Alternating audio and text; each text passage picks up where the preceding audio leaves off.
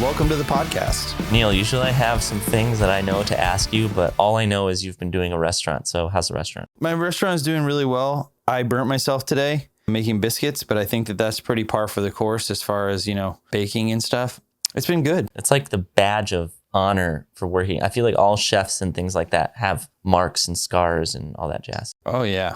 I really feel like we're to the point where everything is starting to run smoothly. And I don't want to say that out loud, and I don't have any wood around me. Neither do I. Yeah. It's starting to feel really nice. Like our team is in there. They're doing really well. They're really picking up on all the things that we're trying to implement as far as like branding and marketing and how we want to be represented. And everyone is just awesome. And so, yeah. That's great. Yeah. That's freaking cool. Well, congrats. I'm excited to come to Florida once Rona's over, and maybe before Rona's over, if I can just run or drive there. Yeah. I mean, I would love to have you here. Connor, come too. Yeah. I would like both of you guys to IRL have lunch with me at the restaurant, and that'd be really cool. That'd be sweet. I had a job in Santa Cruz, which is like 8 hours north of where I live, and I drove there this weekend. It's always nice to have like a really long car trip so you can kind of like listen to music or catch up on podcasts or just like talk with somebody and just like spend time not knowing that you have anywhere else to be other than right there, right then. Yeah, you have to just do what's in the moment. It's cool. Big Sur is beautiful. Oh yeah. It was a good drive. My girlfriend and I just made like a vacation out of it because I was like, well, I have to go work here. I'm not going to fly because I'm not trying to get my clients sick. So you're a good guy, Let's drive.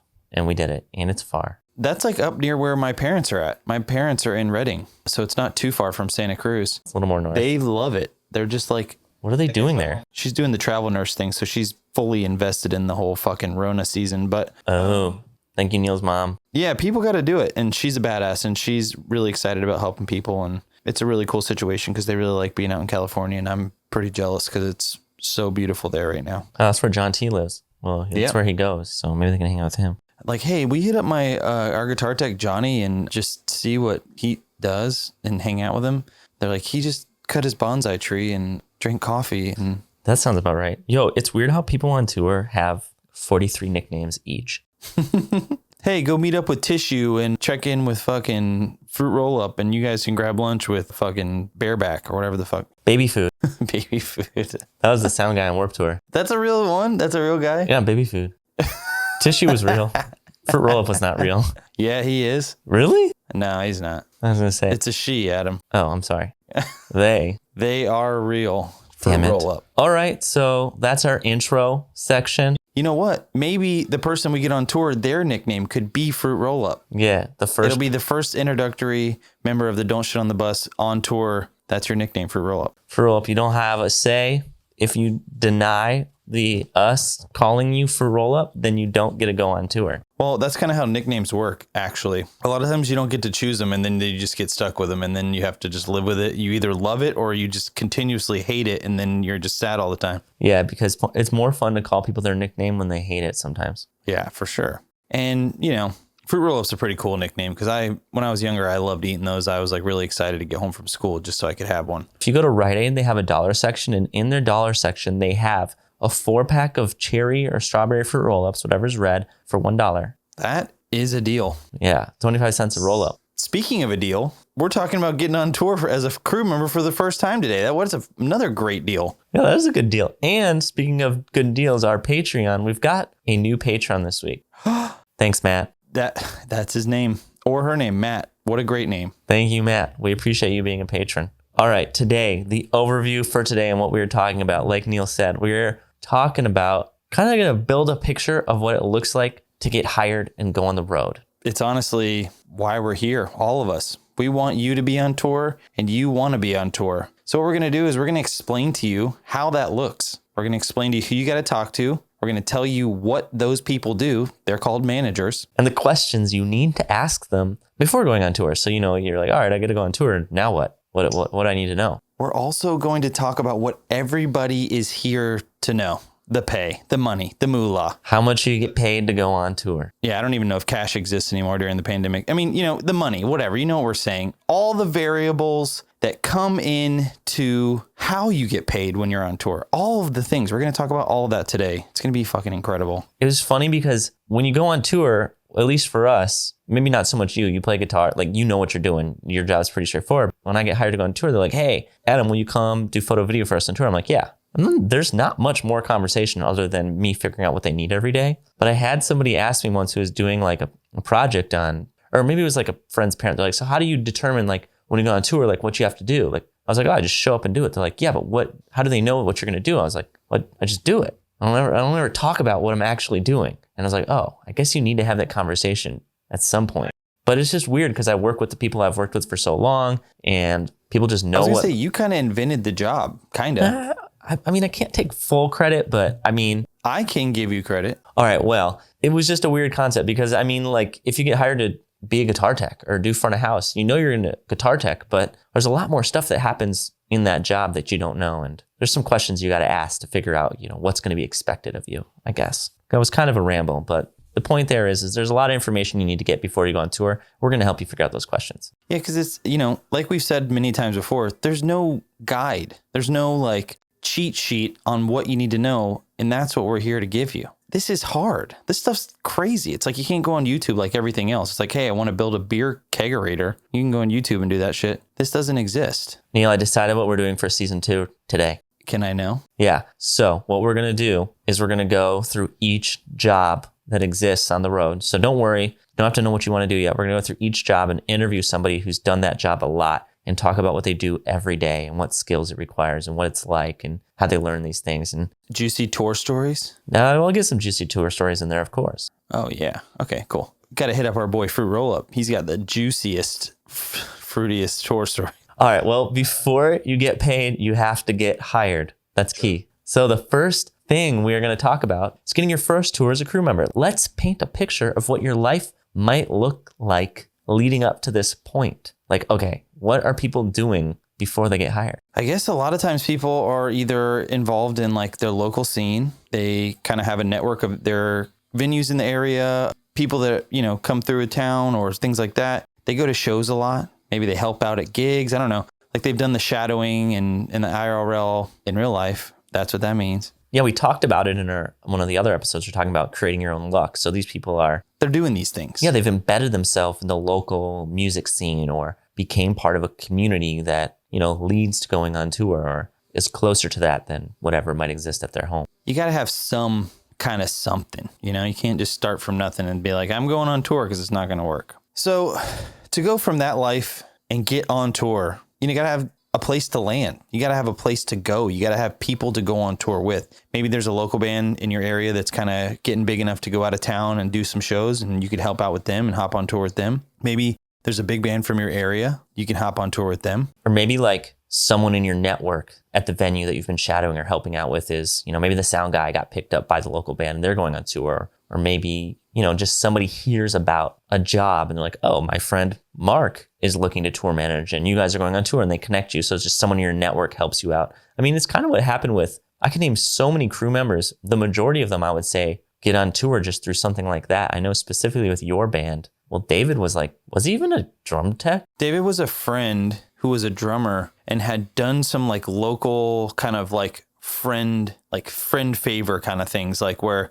he had toured with a really small band from his area, but, you know, he basically was just like hey, dude, you want to drive us? And since you play drums, you want to help us set up the drums and help us load in and just go do all this other stuff that we don't have time to do. Like, and he just basically like kind of learned the basics from doing that. And when he came out with us, it had been so long since he had done that. He really didn't know anything. But he knew how to play drums and he knew how to hang out. But he knew how to play drums. So he basically came on tour with us and was just like an assistant to our tour manager. Basically did everything that our tour manager didn't really have time to do. His main passion was drums. And so as that position kind of dissolved and we didn't really need someone to assist the tour manager, we did need a drum tech. And so he just was right place, right time. That's what you call luck. And he fucking took advantage of it. Yeah, he created that. But yeah, it's so many jobs just happen.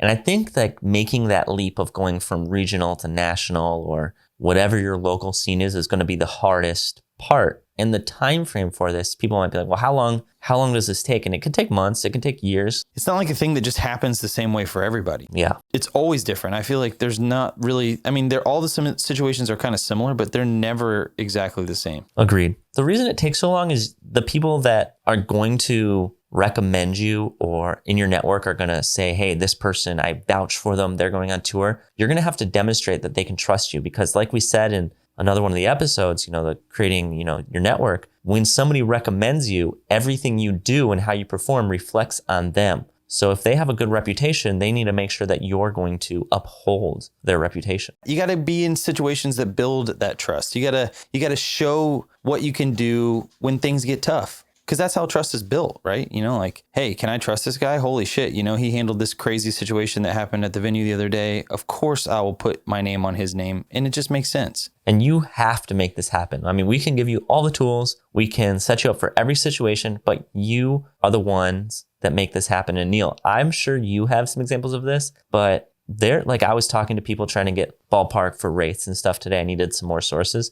And we were talking about when people first started touring, some TMs and stuff, they started out as photographers and other roles, and they would save up their own money at home just so they could go on tour. Oh, yeah. And have money to pay for their food because they wouldn't get paid to tour yet. They would just do it for free. I don't know if you know people who grinded it out like that. From where we started, that's kind of how we toured. I mean, and our band was super small. It was like, yo, you got to ask your parents for money, or you got to work at a job in between tours and save money to go on tour, because you hope that one day that'll take you to the next level of getting paid to do what you love. And I don't think that's uncommon at all. I mean, I know that a lot of times in many different professions too, you kind of have to do this unpaid internship, whatever that is. And that's kind of what this period would be. It's like you're coming in, you're learning the ropes, you're understanding things that could never be taught to you outside of physically doing them. And you're not doing them at a professional level. So there's not really it doesn't make sense to pay that person, right? Yeah. So, I mean, I get it, but it's tough because touring is fucking expensive and it's hard, and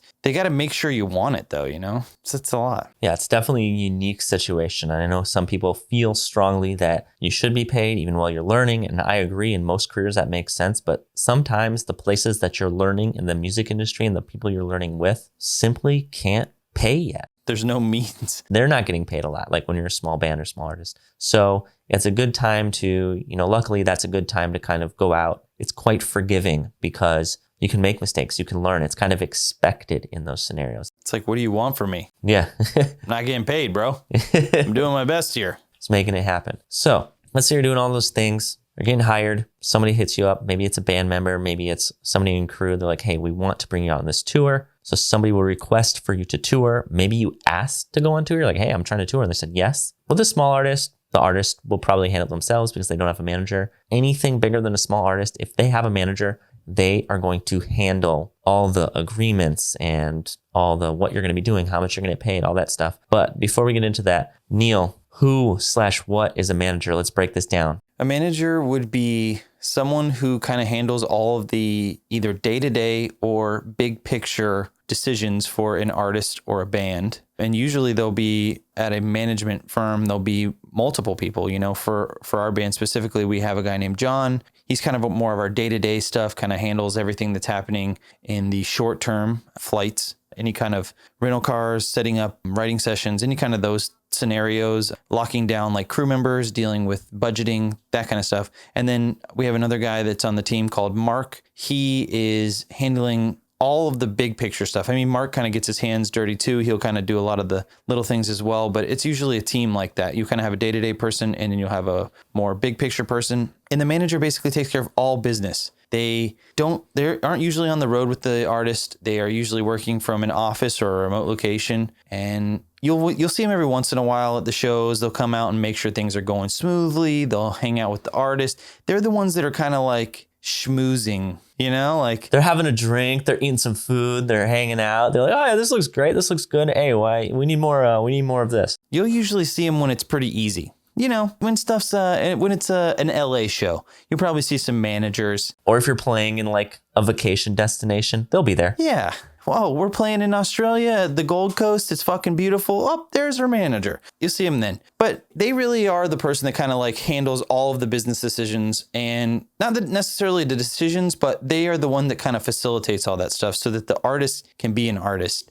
And the artist can have a good working relationship with whoever is working with them. So there's not any like weird or negative interactions. You can just do your thing. You can just be you, and you can work and not worry about kind of having to deal with any of those awkward or weird questions like money or how long am I going to work for you or do I have a job? You don't have to worry about that. Yeah. You can just have a good working relationship. It's kind of the purpose of a manager, I think. Yeah, it's kind of like the barrier between artists. Basically, the rule of thumb I think about is the artist is never going to be, for the most part, like the bearer of bad news or making any of the decisions that affect your career. They're just there so you can work with them. But if you have any questions about business, if you have any questions about something like that, the correct person to talk to is almost never the artist themselves. Of course, there's unique situations. Maybe the artist is very hands-on and that's how they operate. But usually you go to their manager. And I find a lot of times people, especially when they're starting out in the music industry, confuse manager and tour manager. I myself am also one of those people.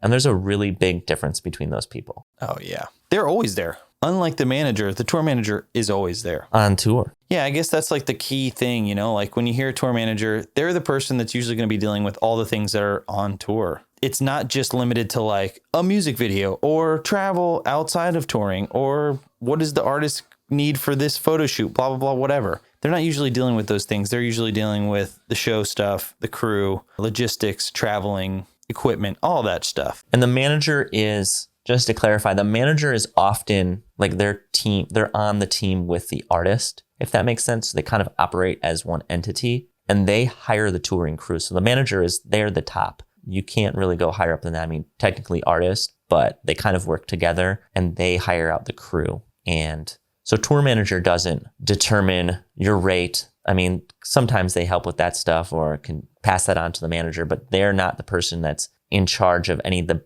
business decisions the band's making. They're just in charge of what the band does during the day. Executing it. They're an extension of the management that can't be there every day. You know, like the management has to be in a remote location. They need to go to an office. They need to work normal hours, do business decisions on a normal schedule. Whereas the tour manager needs to be out on the road in case something happens and they need to be there to take care of it. They are the extension of the management on the road. You've got somebody asking you on tour or you're requesting to go on tour, whatever is happening, you're about to go on tour. And there's some things that you need to know before you go on tour that you need to understand. And usually you're going to ask these questions to the manager, probably in an email. They'll be like, hey, you know, we want to take you on tour, or we heard you're taking you out for these dates. You need to know what is going to be expected of you, how you will kind of be taken care of accommodation wise, and how much you will be paid. So we can start with what is expected of you. Yeah, you gotta ask the questions before you get out on the road. You kind of got to get everything out of the way. This is your chance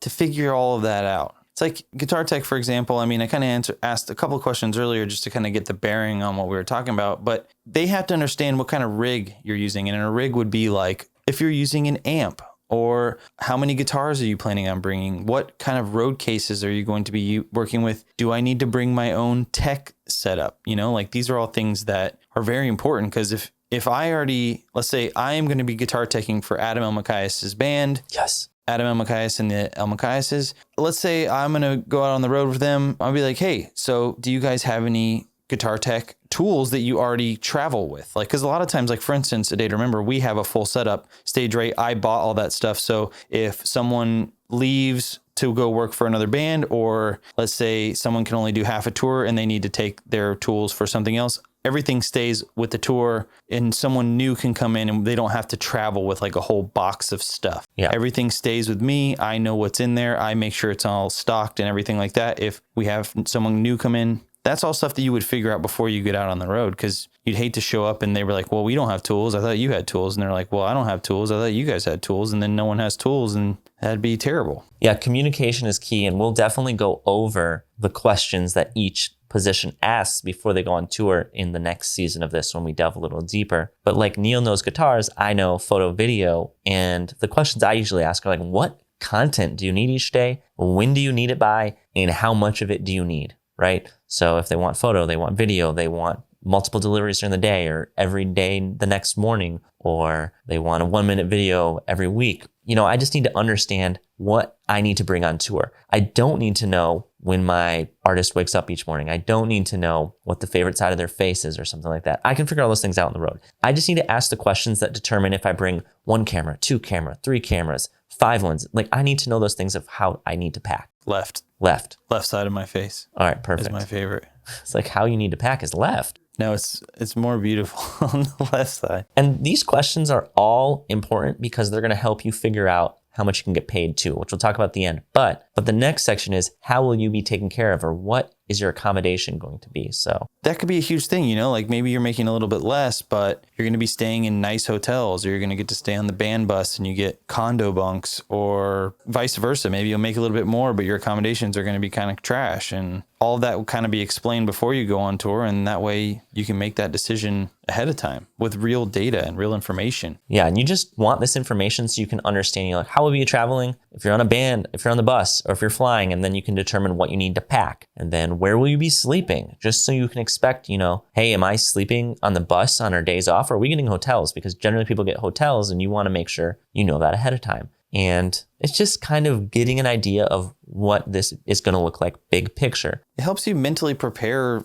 for the entire situation you're getting into, I mean, if you think that it's going to be one thing and you get out there and you're like, man, I thought we were going to be on like the bus, sleeping every day as we drive to the next venue. And it turns out that you're taking a ton of flights. Like, taking a ton of flights can like be mentally draining, especially if you're not prepared for it. Like, if you think you're going into it and you're not doing that, it can be exponentially harder on your body and mind, not even thinking, like not understanding that's what you're getting yourself into. You really have to prepare for all of this stuff mentally so that you can be positive, go into the situation happy. You're not like getting stuff sprung on you at the last minute. Like, that's all stuff that you need to take care of before you get out there. Yeah, you got to ask questions. And I guess it goes without saying, but if you don't know where your tour is going, definitely ask for those dates. So that's called routing. Oh, yeah. Call it routing. Say, hey, where are we starting? Where are we finishing? Where will we be going? You need to know those things. And just to give you like a more general idea of how it operates, food and accommodations are always paid for. If they aren't, you need to ask. Just say, hey, is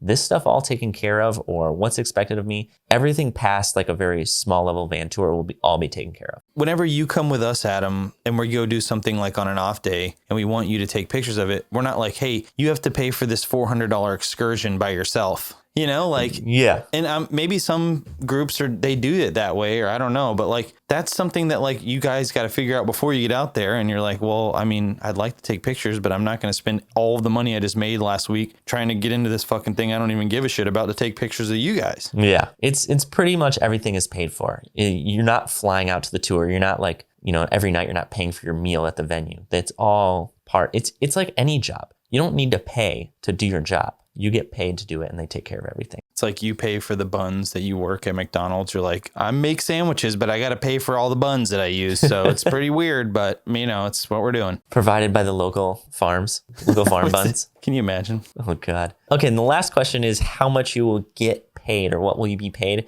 And it's usually figured out on a daily or weekly rate. I would say when you start, it's more daily, and then it becomes weekly because, I don't know, that's just how it works. Yeah, it's like, what's your day rate? And I think day rate too makes sense if you're like doing fly shows or like one-offs or weekend dates, It's like, it doesn't really make sense to negotiate a week-long pay rate if you're working for like 2 days out of that week. It makes a little bit less sense. I will tell you, on a very high level, like really high production managers have minimum times. So they'll be like, I'll only work for a week. So if they're doing like Coachella weekend, they'll be like, yeah, I mean, I'm working for you for 2 days, but you still have to pay me my weekly rate. But if you're listening to this podcast, you probably won't have to worry about that for at least another couple of years. Yeah. And if you do have to worry about that now, good job. Yeah, you're a badass. And thanks for listening to this podcast, because it, really validates us and our skill level, and sweet. So the pay is broken down into like how much you're getting paid. Your salary is weekly rate, daily rate. And then there's also PDs and buyout. And Neil, you want to explain those two things? It's funny because like, I don't think I understood like what PDs were ever, because when we were a small band, we didn't do per diems, but like per diem is like the Latin term for like per day. Yeah. It's like the money you make per day. I never fucking understood that. I was like, what is this extra free money that everyone else is getting, but A Day to Remember doesn't fucking get? Like, what's this? Where is this coming from? why do they get this weird Latin thing? Like, Yeah. like what? Yeah. And,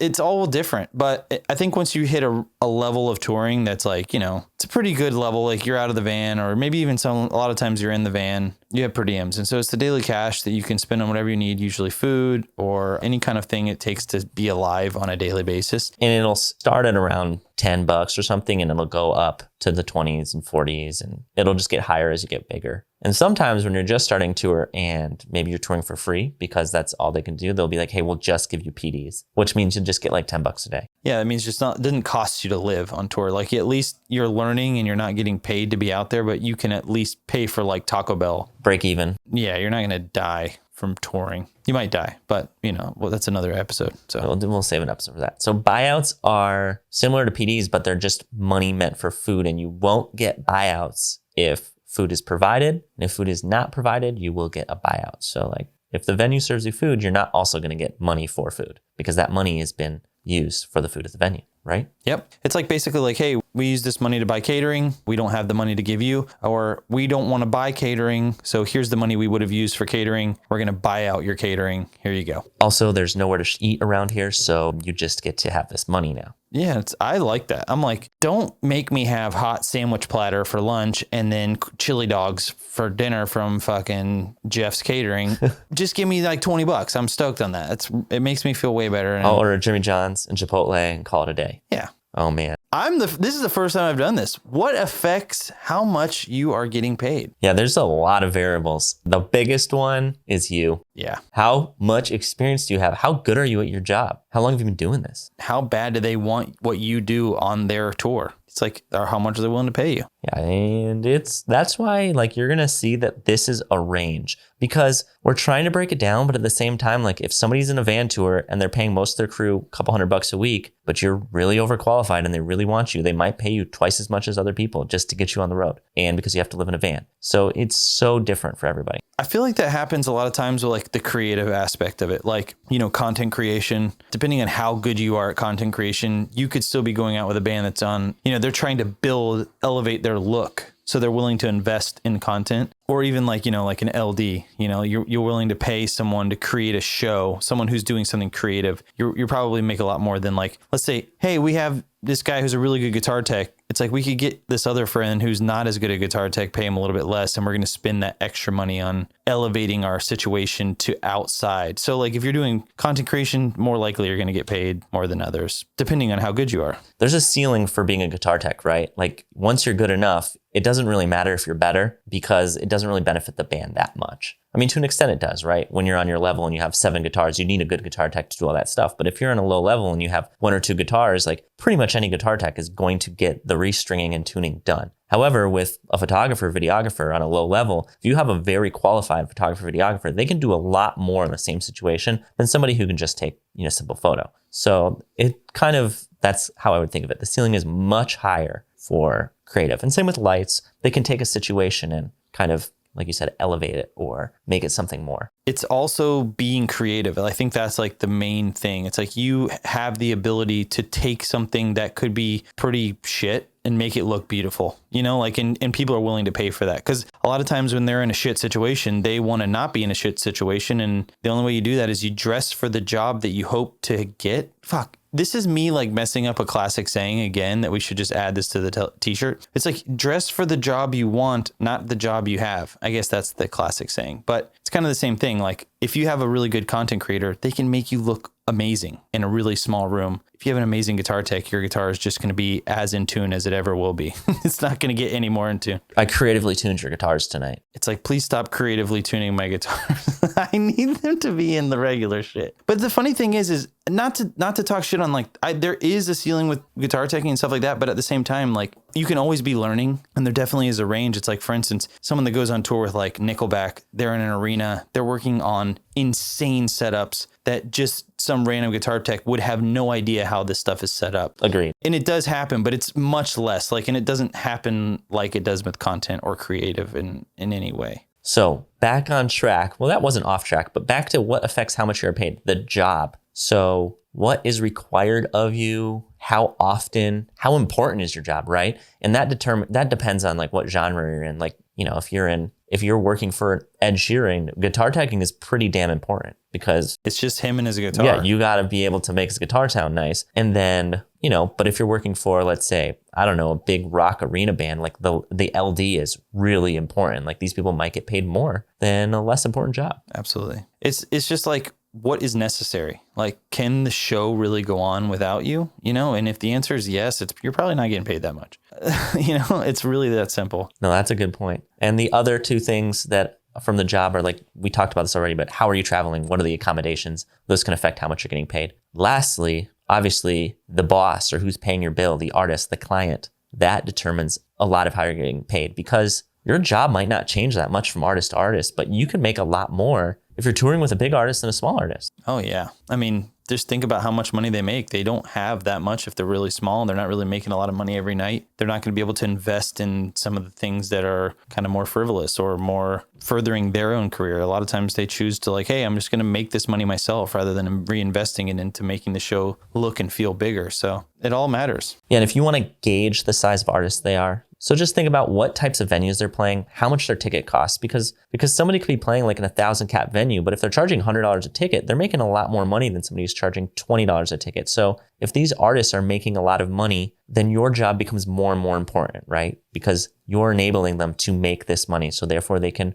usually pay you a little bit more. And sometimes, artists who've been touring for a longer time will pay somebody more. A lot of times when you're in a situation like that, if you've been a band for a long time, you need things to work. Yeah. You have fans that are coming back. They've seen this artist or group play a bunch of times, and they can't just be like, I've seen this band play 15 times and on the 16th time they were fucking trash. Like that can't happen. Once you get to a certain level, you've elevated the bar. You've created an expectation from a fan experience. And a lot of times it's up to the crew to make sure the artist feels comfortable enough to provide that elevated standard, that elevated level of entertainment. And so you get paid more. Yeah. Basically, the more important your job becomes, the more you get paid. If we could sum it up simply, I would say. So now you kind of have all the components or variables that you're building this storm in your mind of like, all right, I know where we're going. I know how long we're going to be there. I know how I'm traveling and all these things. We want to kind of give you some ballpark averages of what people are paid. And keep in mind as a disclaimer, this isn't what Neil's band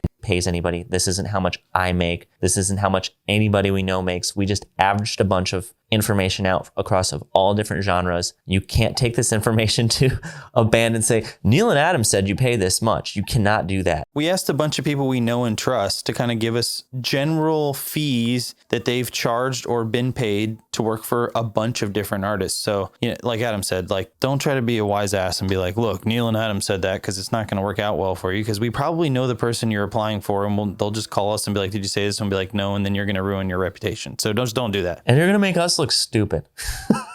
We do that well enough as it is. Yeah. We don't need your help. Thanks. We have it hard as it is. Yeah. It's the truth. It is the truth. So a lot of times when you're first starting off, you're going to work for free. A lot of people start working for free. It's not uncommon. You got to get your foot in the door. You got to meet people. It's just how a lot of situations get started. You're going to go and be like, someone doesn't really have to put a lot on the line to bring you in if you're going to work for free, right? They're not going to lose a lot by bringing you on. They're not really taking a chance on being like, hey, we're paying this guy fucking $75,000 a week. It's just, hey, he's coming on. He doesn't know very much. People won't have very high expectations. So you can kind of make those mistakes and it's okay. It's fine. Like, this is where you learn. That's what happens. And I think the reason people are so incentivized and they don't like going on tour for free, but the thing about touring and that you'll learn once you start getting in this industry more is it's so important who you know. And once you get out on tour, as long as you don't royally fuck it up, you should be able to make a living and keep touring from there on out and slowly start climbing. So that's why people do it for free, because they know, hey, if I can do this one. And I have people, like I talked to my friend who he's a tour manager now and he makes so much money. He's top of the line, very good tour manager. He started touring maybe 8 years ago, but he started out for free, just driving vans, helping out with photo, doing whatever. And he's just worked his way up over the years. And I think, I don't know, I've definitely seen situations where people were so bad that people would not even bring them on for free. So you have to do your job. The person's name was Copy That. He was my guitar tech once. We talked about it earlier in this. Well, I've seen other people too, where I was like, I don't care what they're offering you. Do not bring them on tour. And it takes a lot in this industry to talk negatively about somebody in an honest way, because it's so, like, most people are at least good at something, right? They can come out and they can do a good job at something. But if somebody really does something bad, it can mess the whole tour up for everybody. Yeah, it's a vibe, you know? You're all working together even beyond the show. Like, that's the other thing too, is like, be a good hang. And a lot of times that goes further than like being good at your job. You know, it's like, especially if you're in this pay grade, you know, if you're working for free, as long as you're someone that people like being around, you can fuck up a lot. You can learn a lot. You can really put yourself in some pretty wild situations as long as you're good to be around, as long as you're nice to people, as long as you're like, you're learning, like you're making strides to get better. And that really only exists here in this kind of area. And I just want to double back and say, I was thinking about why those people weren't allowed on tour or why they said they couldn't. And it was people who really messed up and did something. It wasn't that they did something wrong with their job. It's that they were doing inappropriate things on tour, whether it be treating females on tour disrespectful or doing something that was just inappropriate. It's really, you really have to do stuff that's like bad across the board. It's not just like changing a guitar wrong. Just speaking of what you're just saying, and this kind of is off topic, but very much on topic, you represent whoever you are on tour with outside of the show, no matter what. Like, you got to keep that in mind too. So like, just think like the show's over and you can go fucking do whatever you want. Don't think like that when you're on tour, because a lot of times if you go do some really dumb shit, it kind of comes back and represents the band. It's like, oh, who was that person with? And then you're not going to get hired again. You know, and the same goes for your online persona or anything you do. This is a public facing client. You have to be aware of those things. And it's really easy to not want to hire somebody. Like, I got to be honest, like, this is from an artist, me talking. This is not being like, hey, you should do this as a crew person. This is from Neil Westfall. I'm in a band. I hire people to do stuff all the time. If you go online and you see someone just like outwardly like hating on shit, talking stuff, negatively acting, it's very easy to be like, well, I'll just hold off and hire somebody else. Yeah. It is the quickest, easiest turn off no matter what. And you can do something about that. You know, like, it's not like, hey, I got to learn to be a better guitar tech, so I need to play with more guitars. It's like, no. You can work on yourself for free at your own, in your home, alone, no matter what. Just be conscious of what you put out into the world, because even when you think that it doesn't matter, it probably matters, and someone probably will see it down the road. And just start to be conscious of that if you want to go out on tour with people. Yeah. It's like we say, it's a job about networking. It's a job about who you know, who knows you, and if they can recommend you. And if you aren't doing things to be a good person, it's just not going to work out, at least in our opinion and our view of how touring should be done, and not shitting on the bus. We haven't talked about shitting on the bus in a long time, by the way. I mean, we have, because it's the podcast name, but you know what I mean. Well, here's it goes. Even if you're getting paid nothing, don't shit on their bus. Yes. Just don't do it. Okay, so after free, let's talk about van tours. So your rates, we're going to kind of break it down in, I don't know, there's really, van tours are kind of people who are starting out, or maybe they're people who are opening a tour for a bigger act. And then from there, it goes to a bus tour. And then from there, it goes to, fly dates or traveling by plane or jet. And there are in-betweens. We discussed it when we talked about different ways of touring. But for the most part, we'll cover the rates within those three categories, I would say. Yeah, everything varies a lot and a little. Like, there's a huge range of people, because like, if you're headlining a show and you're in a van, you're probably paying your crew more than if you're opening a show and you're in a van, because you're making more money, even though you're traveling in the same thing. A lot of times too, it's very indicative of like what the rates will be just based on what they're traveling in. Like Adam's saying, it's like van tours, you're in that because you're either trying to save money. Mm-hmm. Let's say you're a bigger band and you're playing in a van. You're trying to make as much money on that tour as possible. So you're not going to pay for an elevated accommodation like a bus or a plane or whatever. Or if you're just starting out, there's just no money there isn't money. They're not saving money. You just don't have, there just isn't any yet. So it's all based on that. It's all based on how much money is coming, really. Yeah. So when you're in a van or with an artist that is playing venues with 500 or less people kind of showing up, the average, I would say, starting is somewhere between 150 and 350 a week. And then it goes up to 500 to 1,000 a week, just depending on like all those different variables that we just went over. So it can increase, but you're probably not going to start at those rates at all. And then if you're doing merch, you also make tips. And keep in mind, PDs and buyouts are added on top of these rates. They are not included within them. So when you talk to somebody about how much you want to get paid, you'll say, hey, I want this much a week plus PDs and buyouts. A lot of times too, it's like in this bracket, guitar tech could be a tour manager. So there's a chance that you could possibly make a little bit more if you're willing to kind of take on more responsibility. But it's really about limited space in however you're traveling. So, you know, they're not going to have 2 guitar techs, a bass tech, a drum tech, a guitar assistant tech, shiner guy or whatever, you know, it's like you're not going to have all that shit because you can't fit that many people in there. So it's really about necessity, and the more skill set you have, obviously, we said in the beginning, you're going to be worth a little bit more. Yeah. And once you get out there and you kind of see how everything operates, it'll start to make more sense. You're like, oh, I can see that they need help driving at night, or I can see that I'm doing merch, but I have nothing to do at this point of the day. I can help them do this other thing. And you just kind of make it work. Sometimes you can even go in there, like Adam's saying, like you're a merchandise guy, you have a little more time during the day. You could be like, hey, guitar tech, could you teach me how to do this? Yeah. That's a really good point. It's a way to kind of move out of that merchandise position, because a lot of times merch is a lot of work for not that much pay, and you can make a lot with tips. It just depends on how you hustle that situation. But it's a really fucking hard job, and a lot of times you could learn another skill set and get paid more for doing a little bit less. Yeah, like I have a friend who started out in merch. I was worked with him maybe like 8 years ago. He went from merch to tour managing to managing. So, you know, over the past 8 years, he's kind of climbed up the ranks, and each time, you know, he just has this mentality of like, what can I learn from other people on tour? Oh, I could do that. I have these skills. Okay, now that I've got this unlocked, what's the next step? And that's kind of how it all works. Granted, like we were talking about David early on, how he was a drummer and then became a drum tech. There's some jobs, mostly the backline techs, so instrument techs, those jobs you do have to usually be good at that instrument, at least understand how it works. But some of the stuff like merch, tour managing, assisting, photography even, you can kind of pick up. As long as you're a good hang, as long as you're good at the networking aspect, you can kind of navigate around and move through these things. Absolutely. It's very common. It is not uncommon at all. That is what people do all the time. You got to be constantly learning. You got to be willing to, it is a very hard and tiring lifestyle. Like when you get off, like don't be afraid to go ask questions. Like don't be afraid to, like, you're having a hang at the end of the night. Maybe you're having a beer with the guitar tech and be like, ask him questions. Figure things out in that moment. Like understand that every opportunity doesn't look like an opportunity, right? Like it comes in these weird time frames, and maybe you wake up early and you just go into the venue and you're like, hey, can you tell me about this, what you're doing here? You know, like it doesn't always just present itself of, hey, I'm going to go be a guitar tech now for 2 weeks for free, and I'm going to learn how to be a guitar tech. It's just not usually what it looks like. So got to be aware of that. So next we have bus tours, and bus tours vary even more than vans because they make up such a large quantity and portion of the touring industry. Most artists tour in buses that have crew. That is, whether it be Taylor Swift or a 1,000 Cap metal band, they're traveling in buses. Taylor Swift probably has about 40 more buses, but they are in buses. The best band in the world, A Day to Remember. Yes. We have buses. They have buses.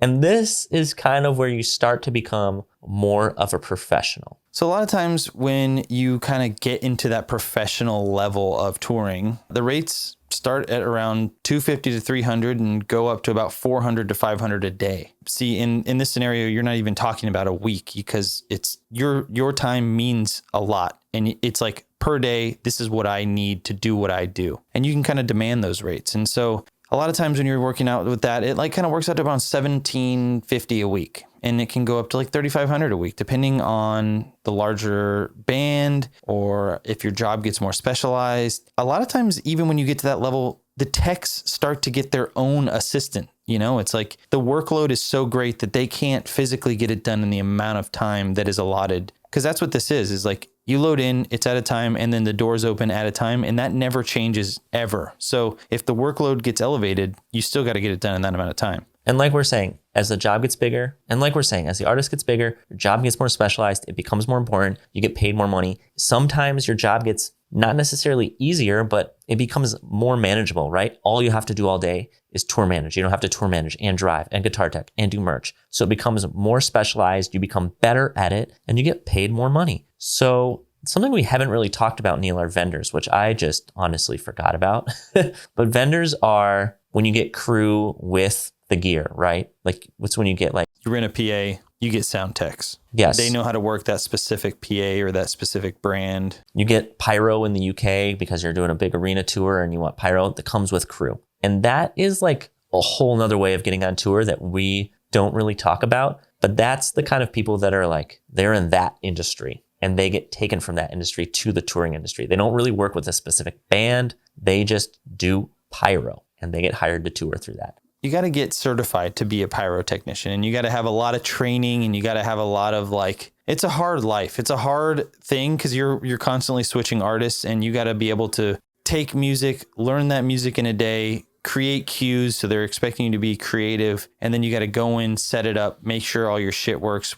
all over the country or in the world or whatever. It's highly specialized, and it takes a lot of training specific to whatever it is you're working on. And it's something that you kind of got to go out of your way to look at a company. Hey, I want to work for this pyrotech company. You got to search that out and go apply through them, do their certifications. It's a big thing. And that is almost impossible for us to cover all of the nuances of that. We just wanted to touch on it so you know. But let's go over the average rates this is for somebody in a bus tour. I will say that this is where it starts in the range. This is the average, but people who have been doing it for a long time get paid more. But this is right where, somebody who's doing this professionally, this is where what they'll be making a week. And it could change too. It's like you could make one tour, you could make $700. Next tour, you could make $1,000 because of all those variables. Yeah, it all makes sense. So having a range too is like, just because you suck a little bit more than the other guy doesn't, it's not always about that. Okay, so merch starts around 700 and goes to 1,000, and honestly, you can get up higher than that pretty quick depending on the artist. And you also make tips if you're the one running the merch table. So it really depends. And merch is another kind of person who is sometimes a vendor, right? People have merch deals with companies, and when you have your merch on tour, they literally send out a person with your merch. I don't have too much experience in that area, but that's my understanding. No, that's true. You're right. That's very accurate. Okay. The next one that is here is backline tech. So backline basically means anything guitar, drum related, anything on stage that is making sound. Someone like can work with a DJ. They're setting up their DJ stuff, all that kind of stuff. That kind of all falls under the backline tech, which could go between $1,000 and $2,000 a week. It sometimes can get even a little bit lower than that and a lot more than that. Just depends on, again, all the variables we talked about. Front of house.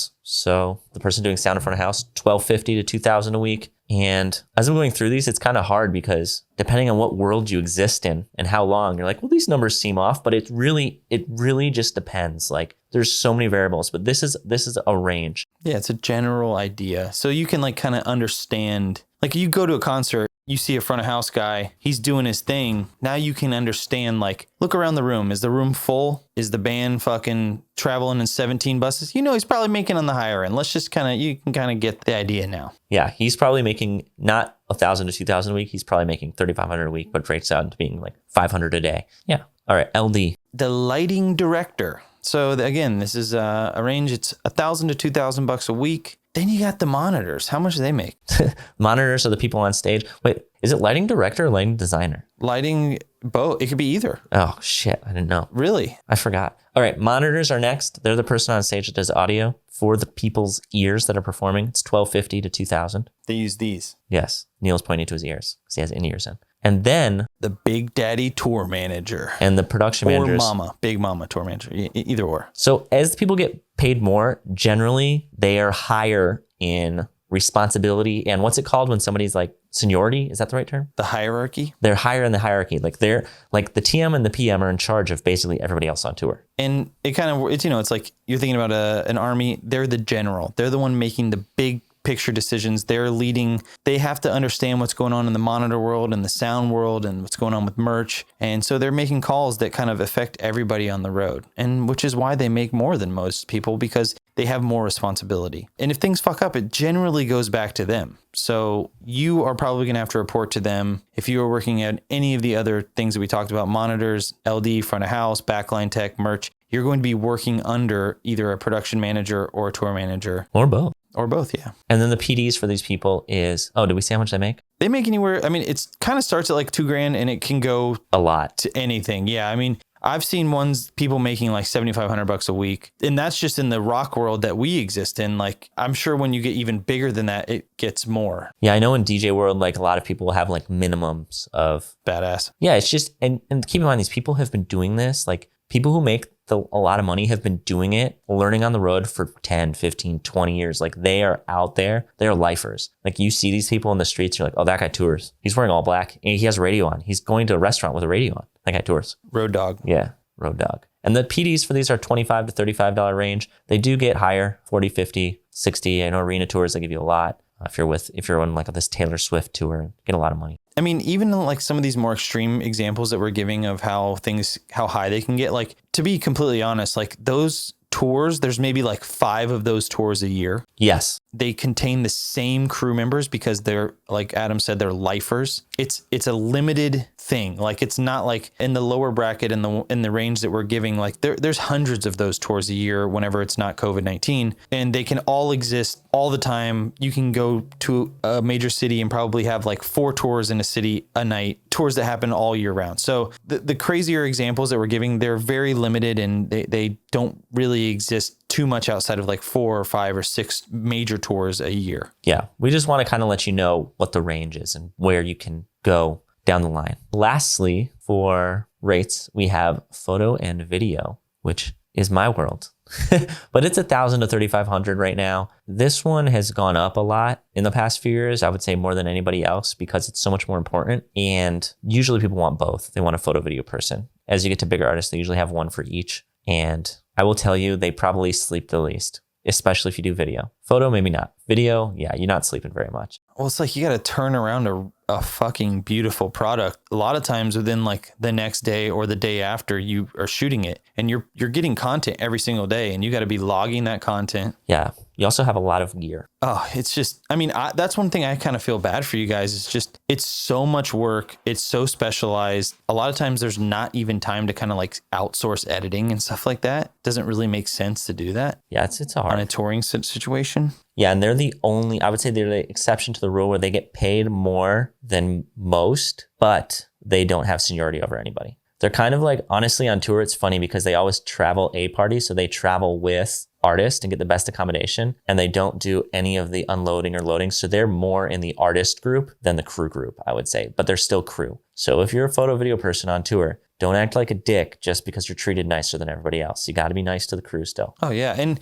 like, I know a lot of times you will go out of your way to like take pictures of the crew and kind of include the crew in what you do. And you make friends with people. Like you're a part of it. It's not, you're not above anything else. Like, correct. You go out of your way to make everyone understand that like, hey, I know what I'm doing here. And it's awesome. I think that you do a very good job of that just since we're talking about it and you're here. Thanks, Neil. Well, I will say that I think you guys as a band make everybody feel welcome, and that's not always the case on tour. Wholesome family moment. Sometimes you're on tour with an artist, they won't even let you look at them. So I'm gonna start doing that because I've been eating a bunch of food and I just don't want anyone looking at me. Yeah, let's do it. If you don't look at me, I didn't gain any weight. So there we go. DJ on a bus tour is something I wanted to stipulate here. If a DJ is on a bus, that means that they are a smaller DJ because most DJs will fly because they have such a small team. But when a DJ is on a bus, it means they have a lot of production. And to be honest, big DJs don't usually carry a lot of production because they don't need to. People will show up and a lot of the festivals or venues will have enough for them to use. So smaller DJs will invest more money in production and do bus tours. And bigger DJs, quote unquote, don't give a shit. But that's just a little side note. I'm a huge DJ and I don't give a shit. There we go. You want to talk about, I don't know if you want to talk about this or not, but Country Weekend Warriors is another unique kind of industry within the music industry. When you tour, you don't tour for like 3 weeks, 2 months. So I actually have some unique insight into this because my friend plays drums for a country artist and they basically play like county fairs. They will fly in and do things that kind of happen on Saturdays and Sundays, big festivals and stuff like that. But then they won't tour during the week because it doesn't really make sense for them to go out and have shows on a Monday or Tuesday. They just avoid it. They send everyone home. And the people that my friend plays drums for, they kind of make everyone drive to where they are in Georgia, and then they'll break off from there. And so they'll like come in on a Thursday, play a show on a Friday night, drive somewhere, play a show on a Saturday, play a show on a Sunday. They'll get back super late Sunday, and then they'll drive home Monday, and then they have Monday, Tuesday, Wednesday, most of Thursday at home off. And a lot of times that can be like in a bus, or if you're doing fly dates from wherever that central hub is. That could be in Nashville, that could be in Georgia, that could be, pretty much anywhere in the South. It happens a lot. And it is like, to them, that's an entire week. when your rate is discussed, it usually means it starts Thursday evening whenever you get in there. And then when you get off the bus or Sunday or get off the plane, that's kind of when your work weekends. And that's like how you're going to get paid. Yeah. It's basically what we want to just let you guys know is these are very like basic overall average rates, and it changes so much depending on who you work for and how you work for them. So you really need to use this as a resource and then take into consideration your unique situation and kind of figure it all out. Additionally, we wanted to discuss retainer, which is... The retainer definitely exists in the upper echelon of touring. I mean, if you don't have money to pay someone while they're on tour, they definitely don't have money to pay someone when they're not on tour. So it definitely exists in like the upper bus touring and like private jets and bigger DJ touring. Yeah, and a retainer is when you're with an artist, you're paid a rate, and then when you're not with an artist, you're paid a rate. Sometimes it's the same rate, sometimes it's a percentage of your normal rate, and that is their way of retaining you, because when you tour, like if you're on a 3-week tour and then that artist isn't touring for 2 months, you'll find other work, and if that work overlaps with the artist you were with at first, then you can no longer go back to that gig. So this is their way of kind of retaining you and making sure that they still have you when they need to tour again. It makes sense for DJs and stuff like that because, you know, they could play a show on a Friday and they don't know, let's say they haven't booked shows for the next week, but something comes up and they book like a whole weekend in Vegas and they need you to be able to drop whatever is going on and be like, yo, we're doing Vegas next weekend. I need you there. You're basically paid to be available. Yeah, it opens up their schedule so they can kind of do whatever they want. Yeah, and the last way to travel is fly dates. So Neil kind of discussed this a little bit when we were talking about country, but if you're flying out for shows, it is expected and required and normal to be paid for, you're basically paid for any day you're flying and traveling. Travel is covered. So if your day rate is, $400 and it's one show day and 2 fly days, you're getting $1,200. You're not getting you don't just get paid for the day you work, because it's not like you can do other work while you're flying. Yeah, it's all, the important thing here is, like Adam said, and we've said it a bunch of times, because it's all relative. Yeah. There is no one way is the correct way. And a lot of times you got to factor in all of these different things when you're making your decision, and I kind of touched on this earlier, but it definitely makes a lot more sense now that you understand all of this. A band could be like, hey, we're going to stay in all 4-star hotels. We're going to have the nicest bus on the market. You're going to travel with the band. We're going to pay you elevated PDs, but we can only pay you $500 a week. Sometimes that's a lot more enticing than you're going to stay in the worst shit ever. You're never going to be around the band. Not like that fucking matters. You're never going to be able to do cool things. A lot of times whenever there's off days, a band will stay in a city, whereas a lot of times the crew will be staying in a further away place outside of the city to kind of save money, because it's expensive to put 15 people in a 4-star hotel, right? So a lot of times you can kind of figure out what is more important to you. You take a little bit less money each week and get taken care of if that's an option, or vice versa. You get paid a little bit more and they're like, well, you're going to stay in the outskirts of Des Moines, Iowa while the band goes to Chicago. I don't know, or something like that. Yeah. And the main thought process behind that is when a band has an off day, they're generally just enjoying it. When a crew has an off day, they're probably doing laundry. They're probably going to a movie, eating some food, because crew works constantly and they have a lot of stuff to get done in those off days and they need that relaxing time. And yeah, that's kind of how it works. In conclusion, there isn't a right or wrong way to start. It's just what works for you. You got to help your friends out. Your friends will help you out. I mean, that's just how it works, And again, if you have any experience in any other industry, a lot of what we're talking about plays into this situation as well. It just looks a little different, or maybe it feels a little different, but it's all a lot the same, and pay is hard. It's hard for everyone at every level. It's all a lot the same. I want to put that quote on a shirt. It's all a lot the same. It's all a lot the same. You ever say words so much where they just don't sound like words anymore? You're like, what is... That's like a byproduct of podcasting where I talk too much and I stop making sense because words are just coming out of my head. I know, right? Or other things where I'm like, I know what I want to say, and then I try to say it and I'm like, that wasn't it at all. And I'm going to try and save this, and I can't. And I'm just going to say it's all a lot the same. Pay is hard. It's hard for everyone. If you're struggling, if you don't know what to get paid, if you're getting a tour and you don't know what to charge, just know that is normal. It doesn't really get easier. You just kind of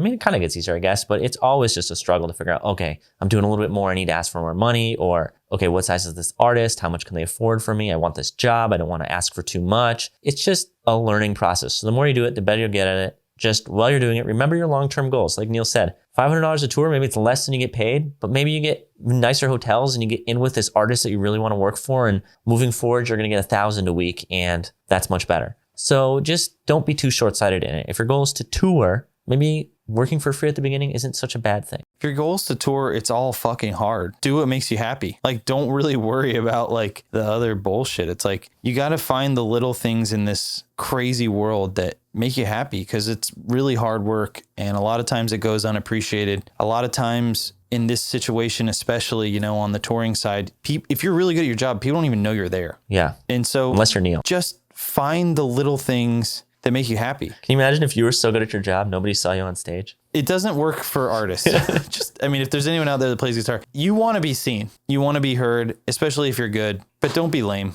I don't know.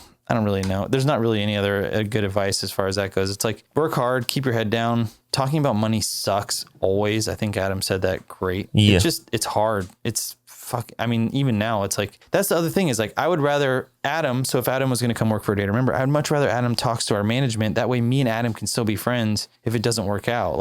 And I can hate his manager. Yeah. Even though I know the manager is you. The manager's not me. I'm not the manager. I'm the rhythm guitar player. You put him there. I was only 1/5 of the decision that put him there. Yeah, it's probably 1/4. True. You can't fully hate me. You can only 1/4 hate me. Yes. All right. Well, that was this episode of Don't Shit on the Bus. Thank you so much for joining us. I've been Adam. Kevin motherfucking Scaff. Take us out. Is about to fucking rock your face off with some Don't Shit on the Bus.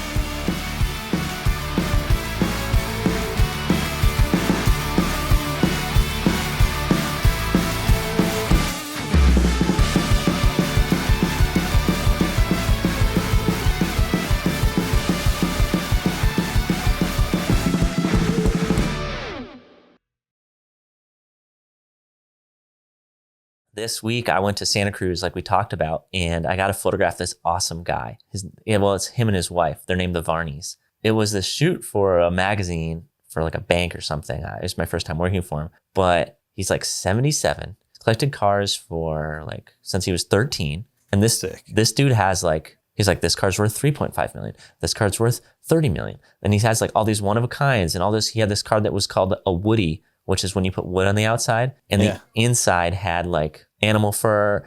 His garage in his backyard was 3,500 feet. Plus he had this Maserati that was one of 37. He has these crazy cars, and he spent his whole life curating this collection and everything. I was like, this is so cool. What do you do every day? I never asked him what he did for a living. I don't know what he did for a living to get that money. You have to have some kind of money, but he was like, oh, I go to work every day. I work for this guy. He sucks. And I was like, oh yeah? He's like, yeah. At 77? Yeah, but it's himself. He works for himself. And I was like, he's like, I don't go to work. I go to play. It's like every day I go to San Jose. I go to my other parking lot garage, this 10,000 foot one, and I just work on cars. And I was like, oh, it's like cleaning them, like a meditative process. I love cleaning. He's like, no, I hate the cleaning, but I love working on them. And I was like, he's like, if you could just play your whole life, it's just awesome. He just never gets bored, and he studies books in his library. And I thought that was so cool. And that's kind of what you were talking about. It's like, if you enjoy it, does it really work? Well, that's kind of how I feel being at the restaurant, it's like, I did this a lot when I was younger. I had Jeremy got me a job at a seafood restaurant. I did dishes and took out the trash, and I fucking hated it. And I did a really shitty job, and I was probably an awful employee. And now owning the restaurant with Mary, I do the same things. I take the trash out. I do the dishes. I do all the things that people don't really want to do. But you're excited about it. And I like doing them. I'm like, if I can be this little bit of a break to my employee and I can make their job easier, if I can kind of show them what I hope this job looks like, yeah, be a good example. This is what I would like for it to be, how I would like for it to be done. I like that. And it's really weird, but it's almost calming to me to do the shit I used to fucking hate. Yeah, it's like a meditation because I like it. I love it. It's I'm fully invested in it. And I always used to joke around. That's the crazy thing is it's the hardest work I've done in years. And I love it. I don't mind it at all. I used to dread going to work, and now I fucking love it. I was talking to our managers yesterday. We were talking about maybe some live stream stuff in the future. For a official release right now. No, I talked about it on Twitch. I don't care. I'm used to working an hour a day. Yeah. And now I work 8 or 9 hours straight, and I'm just this is fucking hard work. I respect the shit out of everyone in the hospitality industry, everyone in the touring industry that works these long days. But I was like, God damn, I can't wait to go back on tour and work 1 hour a day.